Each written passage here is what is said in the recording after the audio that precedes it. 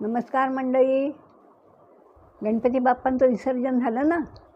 गणपती बाप्पाला असं वाटलं की आता या सगळ्या गमती जमती आपण आईबाबांना सांगूया, म्हणून ते निघाले तर बघतात काय, आईबाबांचं काहीतरी वाद चालू होता आणि मातोश्री म्हणत होत्या की नाही, मला आत्ताच्या आत्ता पाहिजे म्हणजे पाहिजे. त्यांनी बघितलं आता मातोश्री रागवलेलं दिसतात आहे, तेव्हा आपण इतक्यात इथे थांबायला नको. म्हणून गणपती बाप्पा परत म्हणतात आपण जरा फिरून येऊ. तर इकडे काय झालं असतं की महादेव पार्वतीला म्हणतात की चल आपण जरा फिरून येऊ. तिलाही आनंद झाला. ती म्हणतात चला जाऊया म्हणे. आणि ते निघाले तर जरा ब्रह्मलोकात फिरून येऊ, विष्णुलोकात फिरून येऊ, सगळ्यांची जरा विचारपूस करू, आपलाही फिरणं होईल. तिलाही आनंद होतो. म्हणून निघाले आहेत. तर ब्रह्मलोकात आले आहेत. ब्रह्मलोकात आल्यानंतर देवाधिदेव महादेव आणि माता पार्वती आलेल्यानंतर ब्रह्मदेव अत्यंत आनंदित झाले आहेत. आणि त्यांनी काय केलं की त्यांच्या आगत स्वागतामध्ये काही कमी पडायला नको म्हणून त्यांनी आपला सगळं त्यांचं खूप उत्सुकतेने स्वागत केलं. म्हणजे आधीच ब्रह्मदेव जो सृष्टीचा निर्माता, त्याच्याकडे काय कमी असणार नाही का. आणि त्याच्यात हे आल्याची भर, त्याच्याने आनंद द्विगुणित झाला होता त्यांचा. ते आपलं ऐश्वर्य दाखवण्यामध्ये कुठेही त्यांनी कसूर केली नाही. झालं. ही गोष्ट विष्णुलोकात कळली तर लक्ष्मी माता पण म्हणतात आहे की नाही, देवींना आपल्याकडे बोलवायचं बरं का, खूप दिवसात भेट झाली नाही त्यांची माझी. विष्णू पण तयार होतात. मग झालं, आज इथे आमंत्रण, उद्या तिथे आमंत्रण, असं करत करत त्यांचं ऐश्वर्य मात्र बघण्यासारखं होतं. आता विष्णुलोकामध्ये काय कमी होतं, जिथे साक्षात लक्ष्मी पाणी भरते आहे, त्यांच्याकडे काय कमी, ऐश्वर्याला काय कमी असणार नाही का. आणि अत्यंत परोपरीने त्यांनी ती आपल्या मनीची इच्छा परिपूर्ण केली, देवाला बोलवल्याची. आणि गप्पा गोष्टी आज इथे उद्या तिथे, पूजा अर्चा अशा मस्त होत चाललेल्या होत्या. पण हे सर्व बघत असताना, त्यांचं ऐश्वर्य बघत असताना पार्वतीच्या मनात एक गोष्टी लागते. ती म्हणते ह्यांच्याकडे तर आपण आदरातिथ्य स्वीकारलं, सगळं केलं, पण आपल्याला वाटतं ना आपल्याकडे कोणीतरी यावं म्हणून. पण आपल्याकडे काय आहे म्हणे, एका कैलासाशिवाय आपल्याकडे काही नाही आहे म्हणे. ते काही नाही म्हणे. आपण आता असं करू की यांना सांगूया ही गोष्ट मनातली. असं म्हणून जिथे तात्पुरता त्यांचा तिथे निवास होता, तिथे दोघंजणं एकत्र बसलेत, शंकर पार्वती. आणि मातोश्री काय म्हणतात, अहो ऐकलंत का माझं, मला एक गोष्ट सांगायची आहे तुम्हाला. तर म्हणे सांग ना, काय झालं म्हणे. नाही म्हणे, तुम्ही जर करणार असाल ती परिपूर्णता त्याची, तर मी तुम्हाला ती गोष्ट सांगते, अन्यथा मी सांगतच नाही म्हणे. अगं नको म्हणे, असं काय करते, सांग ना म्हणे. नाही म्हणे, जाऊ द्या, राहू द्या. नाही म्हणे, तू सांग. देव म्हणतात मी रुसून गेलो होतो हिच्यावरती, तर हिने मिन्नतवारी करून आपल्याला परत व्यवस्थितपणे कुशलतेने आपल्याला परत आणलं होतं घरी. पण ही जर रुसली तर आपलं काम कठीण आहे म्हणे. कारण काय, ही साक्षात हे आहे ना, अन्नदात्री आपली. हिनीच जर आपल्याला अन्न हे केलं नाही, वाढलं नाही, तर आपल्या पोटाचं काय होणार. तर ही अन्नपूर्णा आहे म्हणे आपली साक्षात, ही रुसून चालणार नाही म्हणे आपल्यावरती. मग देव म्हणतात अगं तू सांगून तर बघ, सांग म्हणे, मी प्रयत्न करतो आहे ना, तू सांग तर खरी पण मनातलं, त्याशिवाय मला कसं कळेल. झालं. मग ती म्हणते बघा, परत शब्द दिलेला आहे की तुम्ही आधी हो म्हणा, मी करेल तुझं काम म्हणून.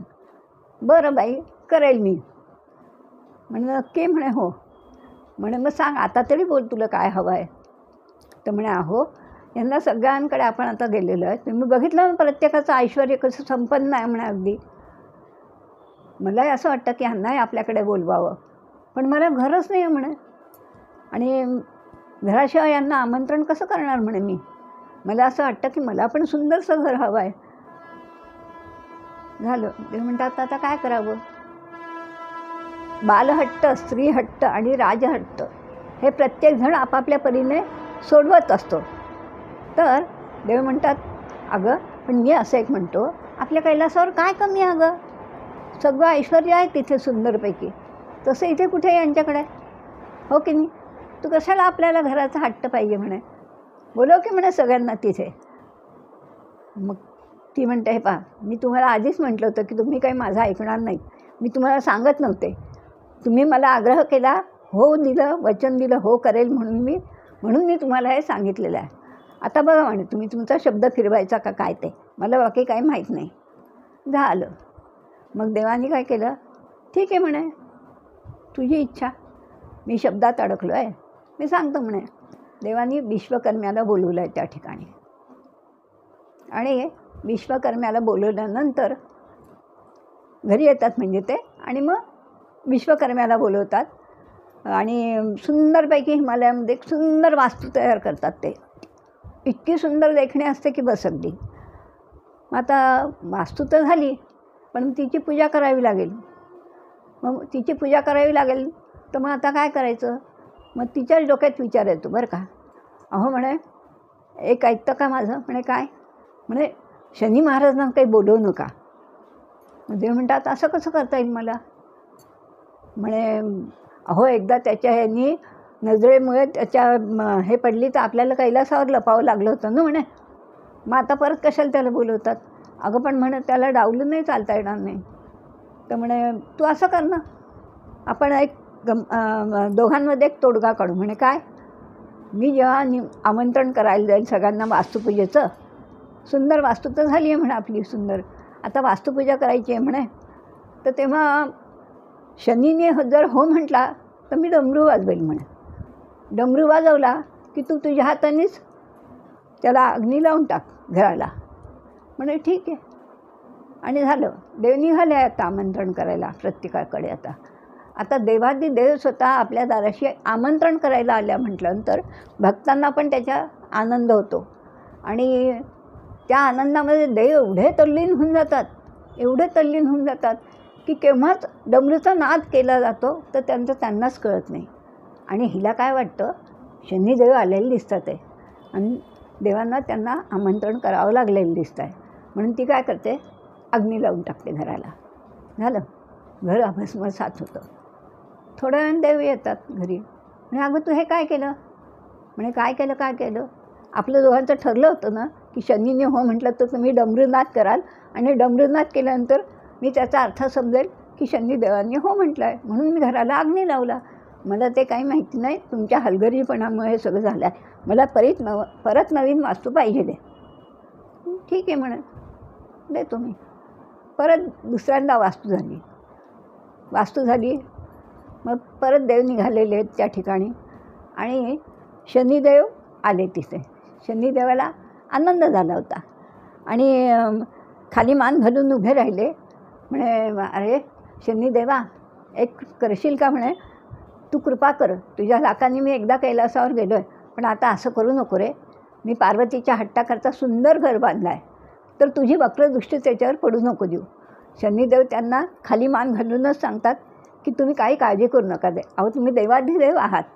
मी फक्त कशा करता माझं वर्चस्व सिद्ध व्हावं आणि ते तुमच्या आशीर्वादाशिवाय झालं नसतं, म्हणून मी तुम्हाला कैलासावर एक क्षण लपावं लागलं तेव्हा. पण आता असं करणार नाही. मग मी खाली मान घालून उभा राहीन बरं का, मी वास्तूकडे बघणार नाही, पण मला फक्त नुसतं येऊ द्या तिथपर्यंत. म्हणजे ठीक आहे. असं केल्यानंतर त्या देवांना आनंद होतो आणि ते डमरू वाजवतात. डमरू वाजवल्यानंतर त्यांना आनंद असा झाला असतो की ह्यांनी चांगलं सांगितलं आपल्याला, पण ही अर्थ काय समजते त्याचा, की शनिदेव पक्के येणार आहेत आता ह्या पाहिला. झालं. ही दुसऱ्यांदाही अग्नी लावून देते. झालं. इजा बिजा झालं. देव घरी येतात. अगं म्हणे तू हे काय केलं असं? म्हणे आज किती वेळा सांगायचं म्हणे आपल्या दोघांमध्ये हे असं ठरलेलं आहे म्हणून, त्याची परत कशी आठवण नाही राहत म्हणे तुम्हाला. ते काही नाही, मला परत घर बांधून हवं आहे म्हणजे हवं आहे. ठीक आहे. आणि म्हणे अगं शनिदेवानी मला हो सांगितलं होतं की मी खाली मान घालेल, मी तुमच्या घराकडे बिलकुल बघणार पण नाही म्हणे वक्रदृष्टीने, पण हे मला कसं कळणार म्हणे, मला वास्तू पाहिजे परत. मग ठीक आहे. वास्तू बांधून होते, सगळी तयारी होते. अगदी संपूर्ण घर सुंदरपैकी अप्रतिम सुंदर बांधलं जातं. आणि तेवढं बांधलं गेल्यानंतर माता वास्तुपूजेला दशग्रंथी ब्राह्मण कोण, जोही वास्तुपूजा सांगेल तो, तर झालं. त्या काळात दशग्रंथी ब्राह्मण म्हणजे रावण होता. रावण हा महान शिवभक्त होता अगदी. आणि त्याला खूप आनंद झाला आणि तो कैलासावर तिथे हे आलेला आहे, तिथे जिथे घर बांधलं होतं हिमालयात तिथे आल्यानंतर बघितलं तर काय सुंदर अप्रतिम घर आहे म्हणे, अगदी फारच सुंदर म्हणे अगदी. आणि मग त्या ठिकाणी त्यांनी वास्तुपूजा सांगायला वगैरे सुरुवात केली सगळी. देवांना खूप आनंद झाला होता की चला पार्वतीच्या मनासारखं आपल्या हातून वास्तुपूजा झाली आहे, म्हणजे वास्तू बांधून झाली आहे ती. आणि तिला आनंद झाला की त्रिभुवनात तिने याच्या ठिकाणी कुठेच असं घर बघितलं नसेल, एवढं माझं घर अप्रतिम सुंदर बांधलं गेलं आहे असं म्हणून ती पण अतिशय आनंदात होती. दोघंही जण बसलेले आहे पूजेला आणि पूजा वगैरे सांग झाली आहे. तेव्हा पूजा हे करता करता देव आणि पार्वती म्हणतात, देव म्हणतात रावणाला की बोल रावणा, तुला काय हवं आहे, तू जे मागशील ते मी द्यायला तयार आहे म्हणे आज, बोल. नाही हं देवा, असं नसतं म्हणे. अरे म्हणे हो, तू माग तर खरी म्हणे. बघा परत शब्द फिरून जाल म्हणे तुम्ही. म्हणे नाही, मग संकल्पाचं पाणी सोडा म्हणे की मी जे मागेल ते तुम्ही द्याल. पार्वती म्हणते अरे बाबा, प्रत्यक्ष देव तुला बोलतात आणि शब्द देतात ना, ते मागे कसं घेतील, नाही घेणार ते शब्द मागे. आणि ती पण म्हणते सोडावं त्याच्या हातावर पाणी. आणि हातावर पाण्याचा संकल्प केल्यानंतर तुला जे हवं ते मी दिलं असं म्हणून सांगितल्यानंतर मग रावण म्हणतो की ही बांधलेली वास्तू जी आहे ना, हीच तुम्ही मला द्या. आणि मग आता देवादिदेव आहेत ते शब्द कसा मागे घेतील. आणि त्यांच्या अर्धांगी अशी पार्वती आहे ती, त्यांच्यात हे केलेली. आणि मग दोघंही जणं हसत हसत आनंदाने ती वस्तू त्याला देतात. आणि म्हणून म्हणतात रम्य ही स्वर्गाहुनी लंका, म्हणजे बघा केवढं ऐश्वर्य असेल ते. आणि मग ते त्याला दान केलेलं आहे. आणि म्हणून पार्वतीला काय म्हणतात, लंकेची पार्वती, हो की नाही. तर हे झाल्यानंतर मग ती ह्याचे महादेवाचे पाय धरते आणि मग म्हणते खरंच तुम्ही म्हणालात तेच खरं म्हणे. अगं म्हणे 4 भिंतीमध्ये या गृह म्हणजे काय, तर हे 4 भिंती आहे म्हणे.